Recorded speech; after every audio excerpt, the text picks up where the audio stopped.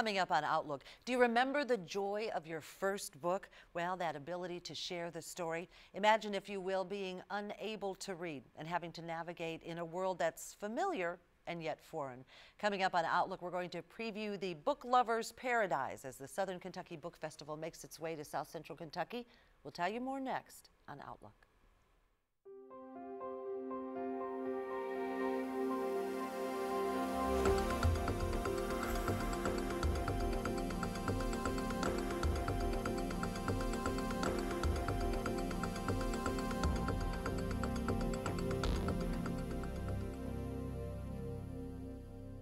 Hello and welcome to this week's edition of Outlook. I'm Barbara Deeb. We're glad you joined us from the studios of WKU-PBS. You know, statistics support an early grasp of reading with greater success in life. We're going to talk about that. It's kind of an ode to literacy every spring as hundreds of authors make their way to South Central Kentucky to the Carrol Knicely Center. But it's a lot of work getting to that place, and so we're going to find out a little bit more about it as we welcome to the program three individuals in the trenches. Sarah Volpe joins us. She is the Literary Outreach Coordinator and the coordinator of the Southern Kentucky Book Festival with WKU Libraries. Sarah, thank you for being here. Thank you for having me. In addition, Ashley Folks, no stranger to this program, the Assistant Director of the Warren County Public Libraries, is here. Thanks, Ashley. And also Jen Bailey with Barnes & Noble. She is the Community Business Development Manager. Jen, thanks so much. Thank you. And you have no idea how much work goes on behind the scenes for a festival of this sort. But before we get there, let's talk about why literacy is important. You know, we talked about, have you ever been in a foreign country where you didn't speak the language? Mm-hmm. Do you remember that feeling when you were trying to read the signs and thinking, I have no idea what that says? What a helpless feeling that is. And yet there are so many people in our midst every day that we probably encounter who do not have the ability to read. That's true, and if they don't get that early start, even the first 3 years of their life, it's so important for parents to talk to children and to read to children. If they don't get that foundation, it just makes it a lot harder as they enter the adult world. So reading to your children, even though they, I mean, I've even heard when they're in the womb, read to them. Have you heard that as well? I have heard that. It's funny, I did that with my own children. So they like to have read alouds. And not just reading a book, but the fluctuation of your voice, and I think that helps lead to a love of reading as well. That's very important. And so you've done a lot of research in this area as well with your background. So reading is essential. Yeah, absolutely. And of course, when I was a kid, it was all about the pictures, and then I kind of got into the word side of it. So that's why we kind of have, you know, a balance of especially children's illustrators and authors who kind of do both, you know, get the visual and the verbal in line with each other. And what we're dancing over here is, you know, the words certainly, but the story.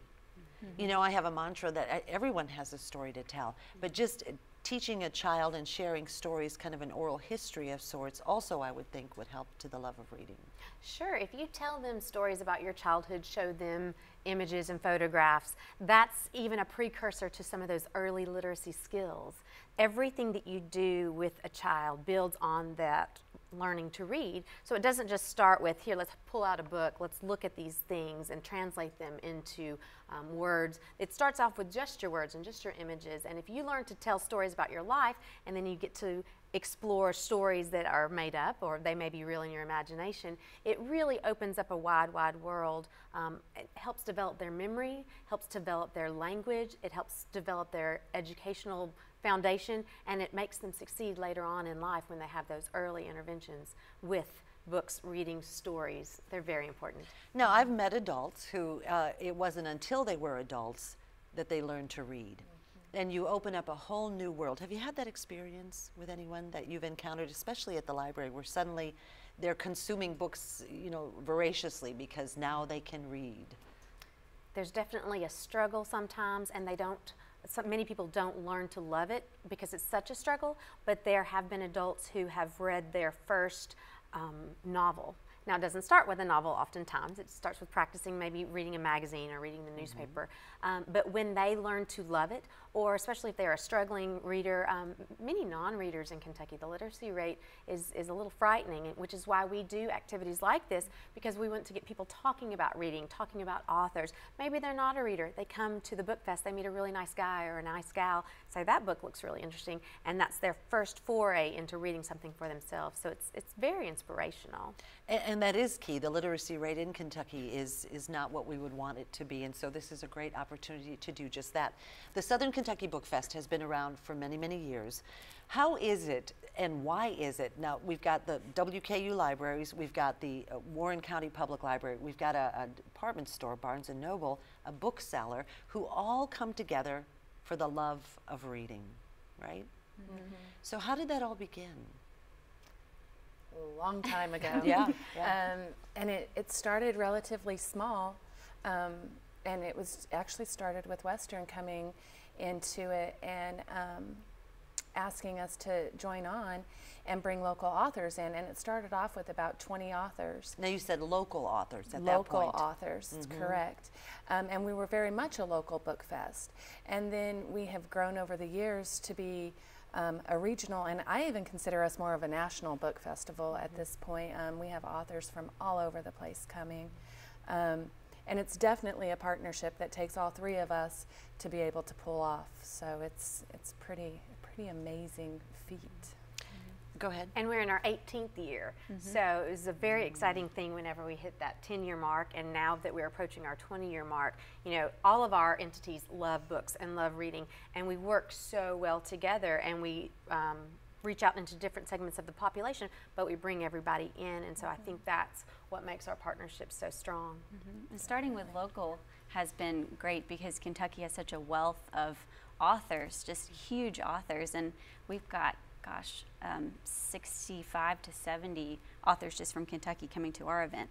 But also Nashville has a wealth of authors too, so we've tapped into that, to that environment, and we've been able to bring in a lot of those too. So just the atmosphere is great. We're in a really good region for just you know, literacy cultivation in general. Talent. And you know, I always say it's a two-way street, you know, just as much as we want these authors to come here. What I've learned and we'll tell you more about some of the interviews that we do at these book festivals, is that writers need to get their work out there. You know, let's talk a little bit about the consuming public as we speak. We are not reading books the way we used to, and yet here we are touting a festival where it's books. You can touch them, you can feel them, you can turn the page. Talk a little bit about what you're seeing, for example, at the library, at Barnes & Noble, at the WKU libraries. Still consuming books, hard copies? Absolutely. A few years ago we did see a shift down to the e-reader market, but it's back in full Was that when force. everything was so new? It was new. The early adapters it was were like the cutting edge. Let's get that e-book. I still like my books. I like to dog-ear my pages over. I like to lay it flat on the bedside table, and so I haven't transitioned to the e-reader, but definitely still a market for the physical book. And at the library, our circulation is way, way up. Now, we do provide it in different formats, so if you want it on an e-reader or an iPad, definitely we can take it on the go. But there's nothing like having that book, and people still like that as far as figuring out where you are when you open a book as opposed to where you slide it. Again, my preference is that, and also with the book festival, you can give the gift of a book with a personalization, whereas you can't really do that with an ebook. And so that's the draw, and I believe that's why our sales have not gone backwards by any means, and our draw to the community has not gone backwards. It's just gotten more and more exciting for people to come and purchase books on site to give as a gift or to add to their library. Or put it in my library with the author's signature on it. Yeah. Do you want to add to that? Yeah, sure. One author I spoke with said, what's great about books is that a book will never crash. Whereas, you know, of course, you know, I could talk about natural disasters, but we won't talk about go that. there. No. But yeah, the relationship between a physical book and being able to write in the margins, or I, of course, as a student, would write in the margins of all my books, not library books. And then you put them to the side, you bring them back out years later, and you see what you're thinking at the time. Sometimes it's embarrassing, sometimes it's not, depending on what point of life you're in. But those types of relationships with a physical object, be it a book or whatever, actually mean much more to me than I do have a Kindle, but that's for when I'm on a plane and I can't carry 15 books with me, you know, so. There you go. We're going to talk more about books in the upcoming Southern Kentucky Book Fest. Who will the featured author be? We'll find out when Outlook continues right after this. Outlook continues. I'm Barbara Dee. We're glad you're here. When's the last time you read a really good book? Well, we may have some suggestions coming up in the next segment as we're talking more about the Southern Kentucky Book Fest, which is just around the corner. It's going to be held here in Bowling Green with hundreds of authors representing different genres who are going to be right here. You can talk to them, you can buy their books. But right now, the women behind the scenes who've helped to put this together, welcome back with me, if you will, Sarah Volpe, who is the Literacy Outreach Coordinator, and she is the coordinator of the Southern Kentucky Book Fest. Sarah, thanks for being here. Thanks. Jen Bailey joins us, and Ashley Folks. Jen Bailey of Barnes & Noble, Ashley Folks, Assistant Director with the Warren County Public Library. So just recap for our audience, if you're just joining us, this Southern Kentucky Book Festival, this is just one of many festivals held across the country. It's becoming one of the more premier events where authors want to be here, but it's a lot of work to orchestrate something like this. So it's about a year in planning, is that right? Yeah, we're already working on our headliners for 2017. You can never get too far ahead. So yeah, it's about a year. You have to find the authors, invite the authors. We do unsolicited applications through our website as well, but you have to sift through all those. So we've got about 150 total this year. 150 authors. You know, before the break we were talking about there's a lot of talk that books are going to go bye-bye, that we are going to go to a different format. But, you know, as you're saying, the e-readers and some of the Kindles and things like that, there was a surge in the beginning when they first came out, but you're still seeing an active reader out there who likes books. And especially with children, a picture book is an experience. You look at the beautiful double-page spread, you turn the page, the text sometimes goes off into the margins. There is just a beautiful artwork that comes with a physical book, especially when it comes to children. And so having that accessible to them and getting them to meet the person who's actually illustrated it or written it is one of the most exciting things as a mom, to watch my child, and then just to see the other readers who come to the book fest and get to meet them. They become their heroes. It's a wonderful thing. It really is. It really does make a difference. So 150 authors or better are going to be at the Carrol Knicely Center April 23rd. What time do events get underway? At 9 a.m. All right, but there's also a Children's Day, Friday, April 22nd. Yes. Now, this is something that went away for a little while, and it's come back, and it's, well, bigger and better is what I would call it. It just grows every year. And the wonderful thing that we were able to do this year, there is a resurgence in young adult fiction. And so we have just about as many teenagers coming as there are school children of the younger grades. So we have both a teen writers conference and a teen track within Children's Day, as well as a track for children of all ages. So it's a big, big day on Friday. So do you actually still bus children in from different schools to be able to participate in Children's Day? We do, and I believe there may have even been a scholarship this year that is bringing some people in. There are various scholarships through, you know, different community entities that help us get kids there for Children's Day, because it's such an important event, very fun event. So will the authors, the children's authors, be there on Children's Day also? They'll be there on Children's Day all day. There are a few that have a few limitations that they have to leave a little bit early, but most of them are there all day, and then most of them stay until the next day and are there whenever the entire group of authors come. Okay, here's the drum roll, big question. How is it that you decide which authors are going to be there on any given year? Because, you know, you might show up at the Southern Kentucky Book Fest and go, gosh, I wish so-and-so would have been here. Or you go there because Diana Gabaldon last year, oh my gosh, the line was around the building, quite a popular author. So how is it then that that all comes to be? Well, part of it, honestly, is feedback from people that attend the festival. We have a survey that we give out to anyone who goes to a panel or a Kentucky Writers Workshop on Friday. And so they fill out, you know, who they'd like to see, and I will take those surveys and email authors personally or write letters And then we'll, see what we get from there. But other than that, we just kind of keep an eye on what's going on in the literary community. I'll ask Jen what people are reading and who's popular, or I'll just walk into Barnes & Noble and see who, and the same thing with the library. So it's a really collaborative effort. And then if you get one author like, say, Courtney Stevens, who lives in Nashville and is very plugged in to the community there, she's got friends that she'll ask, or she'll give me suggestions. So it's very much a team effort. I use any resources that I can find. What are people reading?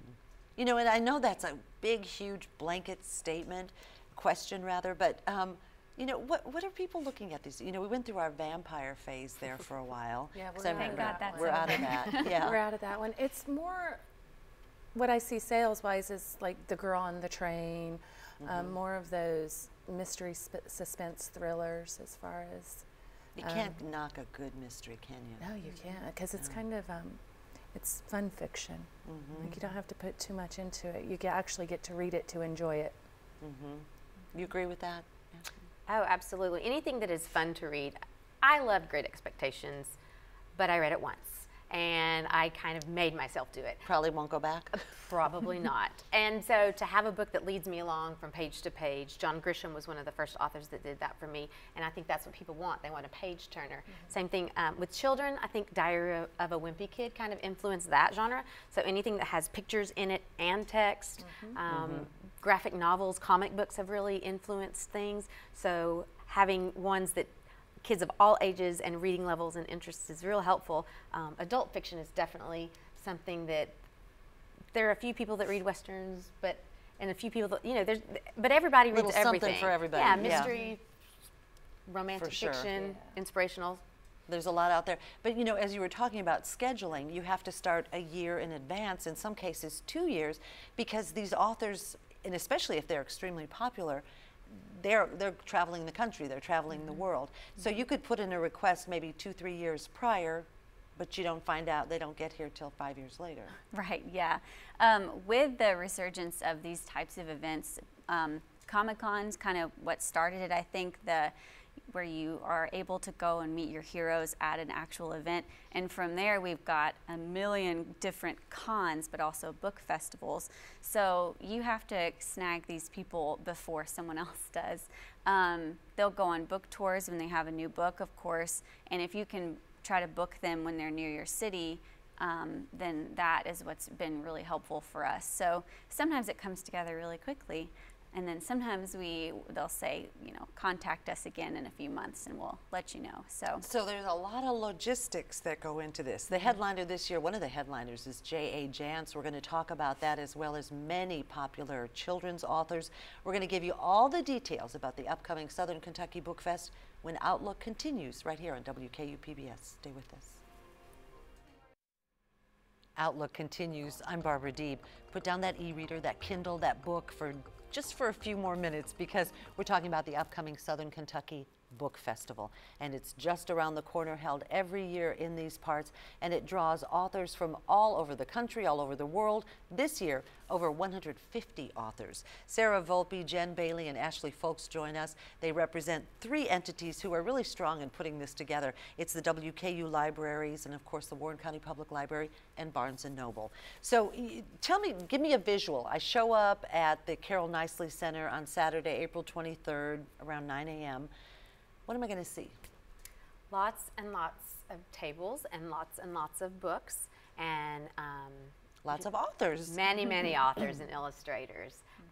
Usually they're the ones behind the tables wearing the name tags, and then you'll have lots of people browsing. It's wonderful because the way it's laid out, it's beautiful. Jennifer has come up with a great layout and just gets it out there, gets all those books out there, and people can walk by and take a look at the book, visit with the author for a little bit, hopefully purchase a few books and leave and say that was just about the best festival I've ever been to.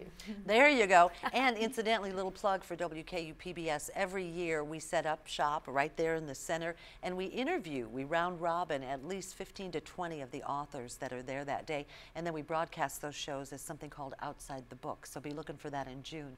But we're excited about that, and of course we appreciate that opportunity. A lot of people behind the scenes, as I mentioned, the three of you and your companies, but also a lot of people help support the cause. Oh yes, absolutely. We reach out for sponsorship from community members that have helped in the past, and then entities like Dollar General, who are so generous and support our Kentucky Writers Conference and our Teen Writers Conference. Logan Aluminum, anyone from the WKU English Department to the Friends of the Warren County Public Library have helped us just pull resources to bring in these authors, and it would not be possible without them. So. Yeah. Okay.